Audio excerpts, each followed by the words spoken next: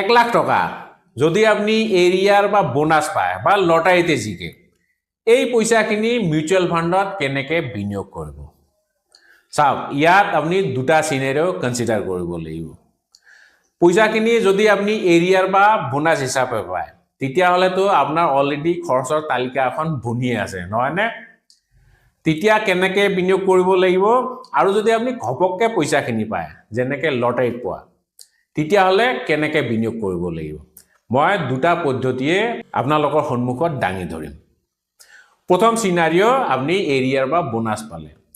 সবতছে প্ৰথমতে আপনি পইচাখিনি 4 ভাগ কৰিব ঠিক আছে 40% 30% 20% 10% মানে 40,000 টকা আপনি লং টাৰ্মৰ কাৰণে থৈ দিব যাতে গ্ৰোথটো বেশি হয় যদি লং টাৰ্ম কৰে তেতিয়া হলে ইকুইটি ফাণ্ডত থৈ দিব যেনেকে লাৰ্জ ক্যাপ বা flexi cap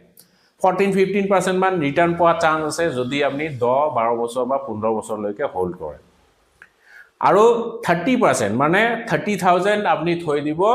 balance advantage fund বা হাইব্রিড ফাণ্ডত সেইখিনি পইচা যাতে আপনি 5 বছৰ বা 7 বছৰৰ ভিতৰত উলিয়াব পাৰে তাৰ 10-12% আপনি ৰিটাৰ্ন এটা এক্সপেক্ট কৰিব পাৰে আৰু 20,000 টকা বা 20% আপনি ডেট ফাণ্ডত থৈ দিব এবছৰৰ পৰা 3 বছৰৰ ভিতৰত যাতে আপনি পইচাখিনি ইউজ কৰিব পাৰে তাত আপনি ৰাফলি 7-8% ৰিটাৰ্ন এটা এক্সপেক্ট কৰিব পাৰে আৰু ফাইনালি 10,000 টকা এটা লিকুইড ফাণ্ডত থৈ দিব বা আল্ট্ৰা শর্ট টার্ম ফাণ্ডত থৈ দিব যাতে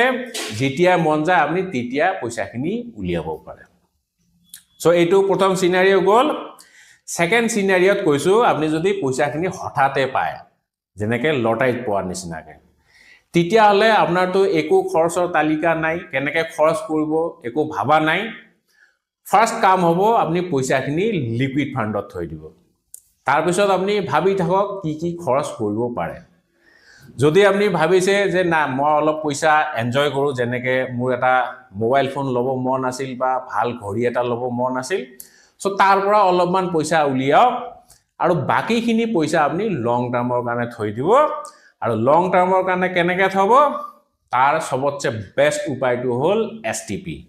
সিস্টেমেটিক ট্ৰান্সফাৰ প্ল্যান তাৰমানে আপনি ইকুইটি ফাণ্ডত থব লাগিব আৰু ইকুইটি ফাণ্ডত আপনি এসটিপি কৰি পেলাই থব উইকলি এসটিপি বা